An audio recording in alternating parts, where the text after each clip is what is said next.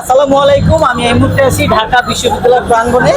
আমরা কিছু বোন পেয়েছি যাদেরকে দেখছি যে 2024-এ যারা দেশটাকে স্বাধীন করার পর এই দেশটা বিধ্বস্ত হওয়ার পর যারা যেই দুর্বৃত্তরা দেশটাকে থানায় লুটপাট করছে, বিভিন্ন জায়গায় যারা আগুন ধরিয়েছে, বিভিন্ন লুটপাট করছে, এই আবর্জনা ময়লা, রাস্তার আবর্জনা ময়লা আমাদের বোনরাই কিন্তু নিজ হাতে ঝাড়ু নিয়েছে তারা পরিষ্কার করার জন্য। আমরা আমাদের কাছ থেকে এই বোনদের জন্য কিছু করার চেষ্টা করতেছি।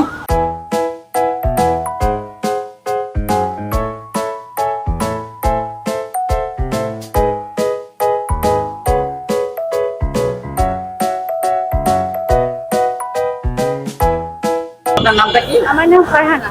আপনি যে দেখেন, আপনারা অনেক কষ্ট করে দেশটা স্বাধীন করছেন, তারপরে নিজেরাই হাতে নিয়েছেন, ঝাড়ু নিয়েছেন হাতে এবং দেশটা পরিষ্কার করার কাজ করতেছেন।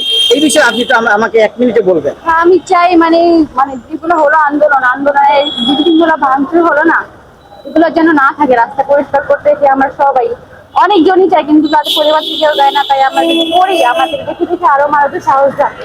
আর আমরা যখন আসছিলাম প্রথম এখানে এইগুলো করতে, ভাবছি যে মানুষরা কি বলবো, কিন্তু সবাই কিন্তু আমাদেরকে সাহস দিতে। আবার অনেক ভাইয়ারা আপুরা দেখছি যে খাবার দিয়ে আমাদেরকে সাহায্য করতে পাঠিয়ে পরে আমাদের সাহস আরো। আমি চাই যেন সবাই এটা করে দেশটাকে সুন্দর রাখুক, মজা যেতে না খুব। জি ধন্যবাদ আপু। এবার আমরা আর এক আপুর কথা শুনবো। জি, আমার নাম সারা, আমি ঢাকা মহানগর মহিলা কলেজে। আসলে দেশটা আমাদের সবারই উচিত ওরা দেশটাকে নিজেদের মতন করে পরিষ্কার করা। তাই আমরা এই কাজগুলো রাস্তা পরিষ্কার। আপনার নামটা? আমার নাম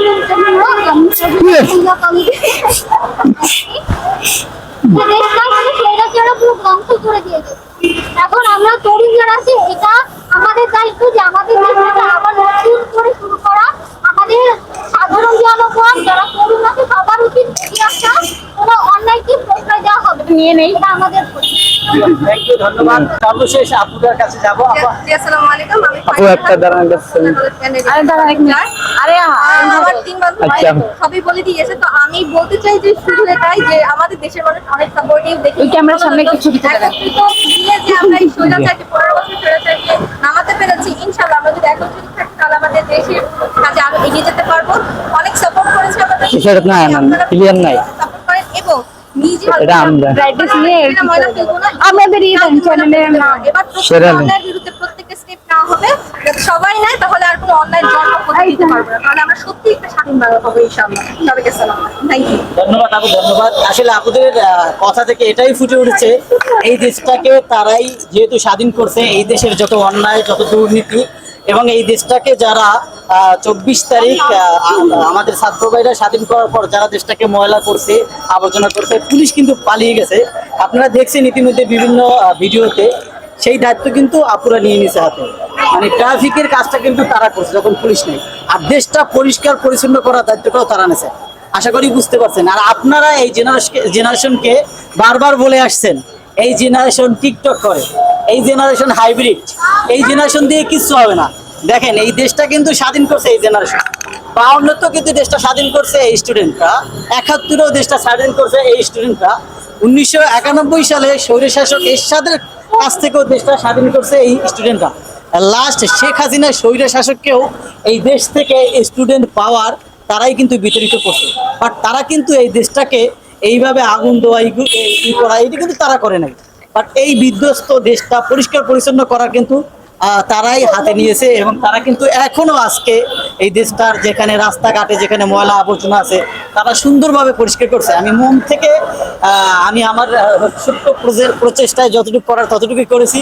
মানে আমি যখন গাড়ি চালিয়ে আসি, আমি বুকটা ভরে যায় তাদের কাজটা দেখে, যে আমি যদি তাদের তাদের সাথে সামিল হতে পারতাম, আমিও তাদের সাথে যদি কাঁধে কাঁধ মিলে কাজটা করতে পারতাম, তাহলে আজকে থেকে মেন্টালিটি আপনারা চেঞ্জ করুন আর বলুন যে স্টুডেন্ট পাওয়ার এই পৃথিবীর ইতিহাসের সব থেকে বড় পাওয়ার, আর সেটা 24 সালেও প্রমাণ করে দিছে।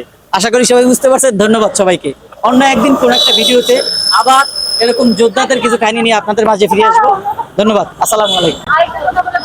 একটা কথা বলবেন? বলবেন? বলবেন।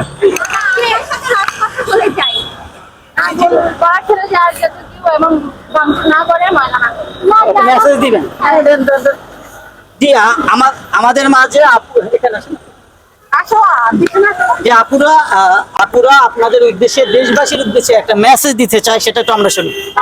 আমরা এইখানে আমরা যে আজকে পরিষ্কার করে যাচ্ছি, কিন্তু এটা আজকে করলে হবে না, পরবর্তীতে মানুষ যদি ময়লা ফেলে তাহলে আমাদের দেশটা আরো নোংরা হবে। তো আমাদের আমাদের হচ্ছে সবার উচিত, সবার দরকার মানে উচিত হচ্ছে যাতে ময়লা সবাই নির্দিষ্ট স্থানে যাতে ফেলে, যেখানে সেখানে যাতে না ফেলে। ধন্যবাদ। আমার একটা কথা লাস্ট, আমরা যা চেয়েছিলাম তা পেয়েছি, এখন যেন কোনো ভাঙচুর না হয় দেশে, এটাই মানে বলতে চাই। যে আপু আপনি স্বাধীনতা অর্জনের চেয়ে স্বাধীনতা রক্ষা করে, এটা আমরা সবাই জানি, এবং যাতে এটা পুরো মর্মে আমরা মন থেকে পালন করতে পারি, সেটাই সবার কাছে আহ্বান।